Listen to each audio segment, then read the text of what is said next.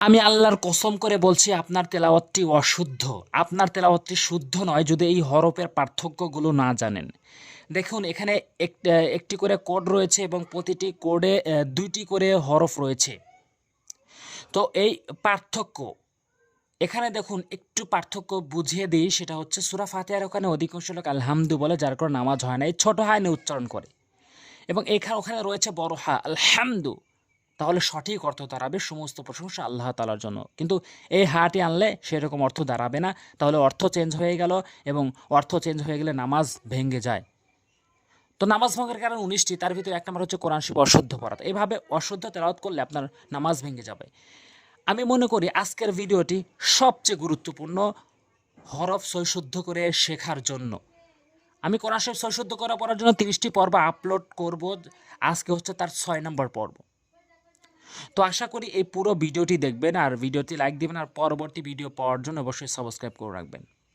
আর আমি 100% শিওর দিয়ে বলছি যে এই ভিডিও দেখলেই আপনার হরফে উচ্চারণগত কোনো ভুল হবে না, আপনি সৈশুদ্ধ উচ্চারণ করতে পারবেন। তো শুরু করছি। দেখুন এখানে হা বলতে হবে, হা হা জবর হা, এটি হচ্ছে হা জবর হা। অধিকাংশ লোক এটাকেও হা বলে, এটাকেও হা বলে, উভয়টি হলকের শুরু থেকে উচ্চারণ করে, অথচ এই হাটি হলকের মাঝখান থেকে। হা, এটি হচ্ছে হা, হা, হা। আশা করি বুঝতে পেরেছেন। বুঝলেই আপনি সৈশুদ্ধ করে উচ্চারণ করতে পারবেন। এরপরে এটি হলকের এই বড় হা হচ্ছে হলকের মাঝখান থেকে। হেই, হি, হেই, হি। অধিকাংশ লোক হি এটাকেও হি বলে, এটিকেও হি বলে, তাহলে হলো না তো। এখানে হু, হু, হু, হু। আশা করি বুঝতে পেরেছেন হরফের পার্থক্য। এরপর যখন ত জবর ত, তা জবর তা, এই ত একই জায়গা থেকে উচ্চারণ, জিহ্বার আগা উপরে, সামনে দুই দাঁতের গোড়া থেকে উচ্চারণ হয়, কিন্তু পার্থক্যটা হচ্ছে তটা মুখ ওসার হবে আর তাটা মুখ একটু ফাঁকা হবে। মুখটা ওসার হবে আর তটা মুখ গোল হবে, তটা মুখ গোল হবে। যেমন ত, তা, ত, তা, তি, তি, তি, তি, তু, তু। আশা করি পার্থক্যটি বুঝতে পেরেছেন।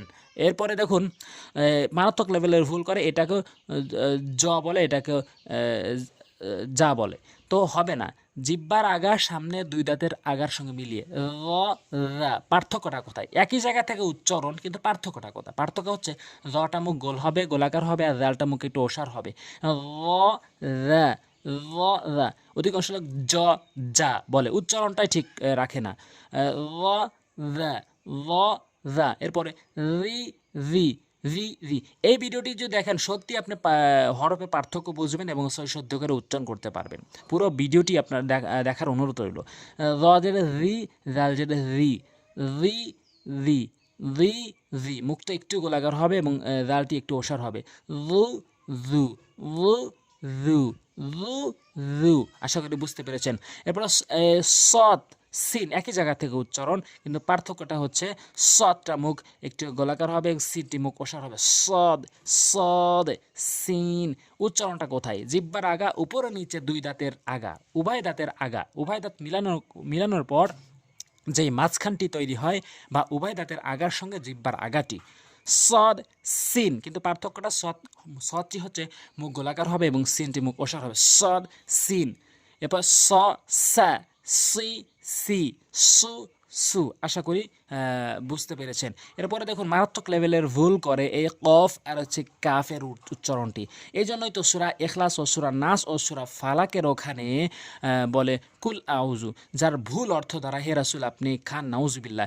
এই উদাহরণটি আমি প্রতিটি ভিডিওয়ে দিয়ে থাকি, কারণ এরকমই তো ভুল হয়, এই জন্য উদাহরণটি দিলাম। এরপরে হচ্ছে তাহলে কি হলো?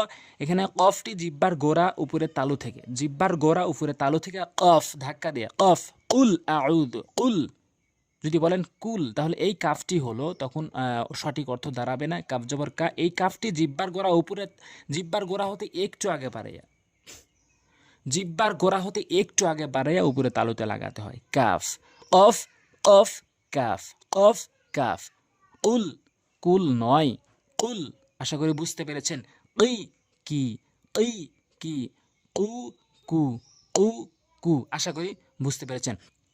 এরপরে দ জবর দ, র জবর র, দ, র, জ জ বলা যাবে না। দ, র, দ, র। আশা করি বুঝতে পেরেছেন। দি, রি, দি, রি, দু, রু, দু, রু। এরপর আসুন এই মারাত্মক লেভেলের ভুল করে আরেকটি, সেটি হচ্ছে এটা কেউ সা বলে, এটা কেউ সা বলে, তাহলে উচ্চারণ হলো না। এই সিনটি হচ্ছে জিহ্বার আগা উভয় দাঁতের আগার সঙ্গে, আর সাটা হচ্ছে জিহ্বার আগা দাঁতের আগা, জিহ্বার আগা সামনে দাঁতের আগা, যেমন সা, সা, সা, সা, সি, সি, সু, সু। এটা হালকা করে, সাটি হচ্ছে হালকা করে। আশা করি বুঝতে পেরেছেন। এরপর আরেকটি হচ্ছে অধিকাংশ লোক যা, এটাকেও যা বলে, এটাকেও যা বলে। এটি হচ্ছে যা, এটি হচ্ছে ঝা। যা, জিম মানে জবর রয়েছে, ঝা, ঝা।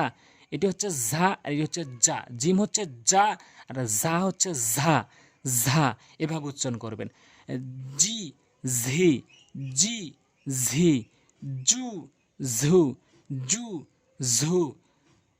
আরেকটি হচ্ছে মারাত্মক লেভেলের ভুল, সেটি হচ্ছে এটাকেও আ বলে, এটাকেও আ বলে। যেমন সূরা ফাতিহার ওখানে আলহামদুলিল্লাহ রাব্বিল আলামিন বলতে হবে আলামিন, আইন উচ্চারণ করতে হবে। অধিকাংশ লোক হামজা এনে উচ্চারণ করে, যার কারণে নামাজই ভেঙে যায়।